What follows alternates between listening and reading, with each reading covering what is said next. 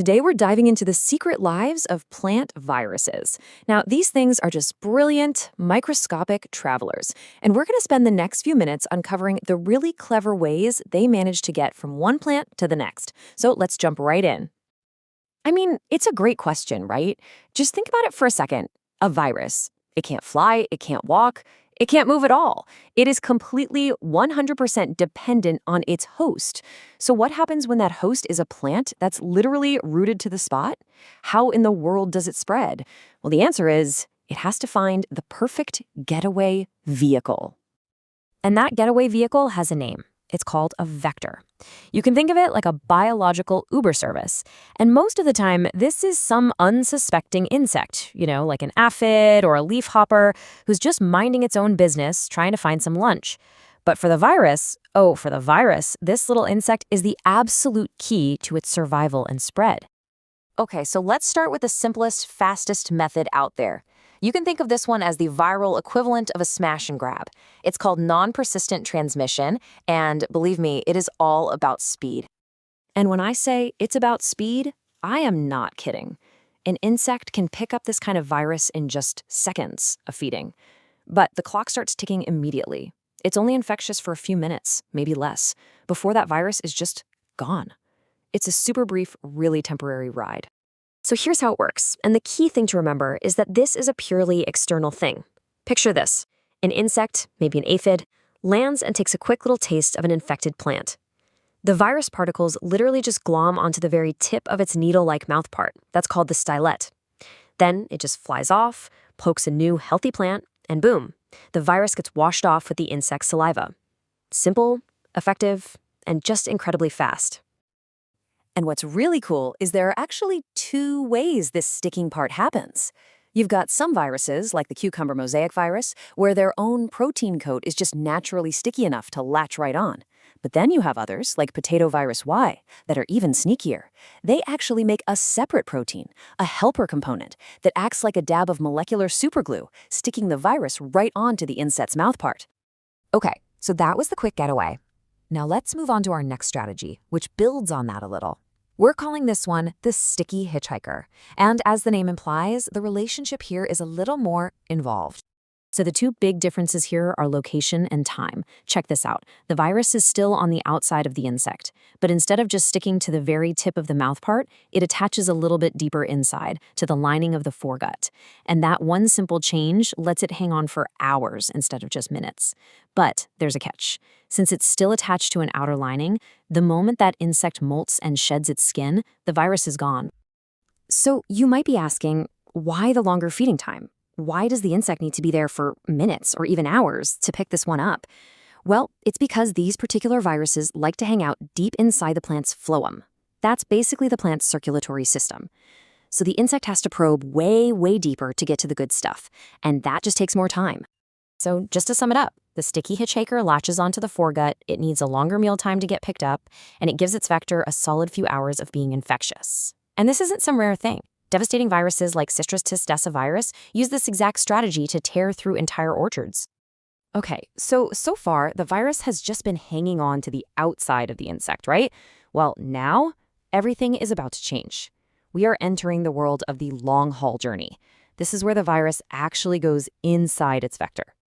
And this is a massive shift in strategy. The virus is no longer a simple passenger on the outside. It's now a passenger on the inside.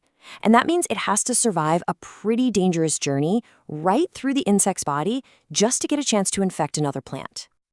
And wow, what a journey it is. First, the virus gets eaten. Then it has to somehow cross the wall of the gut to get into the insect's main body cavity, which is filled with its version of blood called hemolymph. From there, it just circulates all through the body until it finally finds the salivary glands, crosses through their wall, and gets into position to be spat out into the next plant. It's incredible. Now, this whole internal journey has some huge consequences. For one, the vector can stay infectious for days, even weeks. And this is huge. Because the virus is inside the body, it survives when the insect molts. But there's a trade-off. There's a latent period. The insect can't transmit the virus right away because it takes time for that virus to make its grand tour of the body. But here's the really important part for this type. The The virus is just circulating. It is not multiplying. So in this case, the insect is basically a vessel, right? Kind of like a living syringe, just carrying the virus around. But what if the journey itself changed the vessel? What if the virus didn't just travel? What if it actually took over? And that brings us to the most complex, the most intimate relationship of them all, the mobile virus factory. Honestly, this is where the line between plant virus and insect virus gets really, really blurry. Yup, you heard that right. In this relationship, the virus doesn't just circulate inside the insect. It actively replicates. It hijacks the insect's own cellular machinery and turns the poor thing into a factory for making more and more copies of itself. Just think about the implications here. They're staggering. The virus is multiplying all over the insect's body, in its brain, its gut, its salivary glands, everywhere. This means that once an insect gets infected this way, it's pretty much infectious for the rest of its life. Now, this whole takeover needs a long latent period for the virus to build up its numbers, but for the virus, the payoff is absolutely immense. And if you thought that was the end of it, here is the ultimate survival strategy. Some of these viruses, like rice dwarf virus, can actually pass from an infected mother directly to her offspring, through her eggs. Think about that. It means the virus can survive even if there aren't any infected plants around for a while. It has truly made the insect its second home. So, let's pull back a bit. We've just walked through 4 incredibly different strategies, right? From a quick grab and go all the way to a complete cellular takeover. But why does understanding all this actually matter? Well, when you lay all 4 strategies out side by side, you see this amazing progression.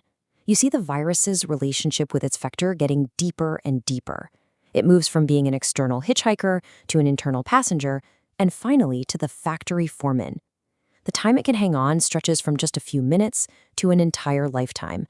And it's this evolution in strategy that makes these viruses so incredibly resilient and so hard to control. And that right there is why this all matters so much. If you know how a virus travels, you have a much better shot at knowing how to stop it. You're going to try to control a quick, non-persistent virus very differently than a propagative one that makes the insect a lifelong factory. This knowledge is literally on the front lines of protecting our global food supply from some really devastating diseases. So I'll leave you with this one final thought to chew on. If a virus can turn an insect into a factory for itself and then pass itself down to the insect's children, at what point does the insect story just become part of the virus's story? It's a pretty wild question about the incredibly complex dance of life, death, and survival that's happening all around us on a scale we can barely even imagine.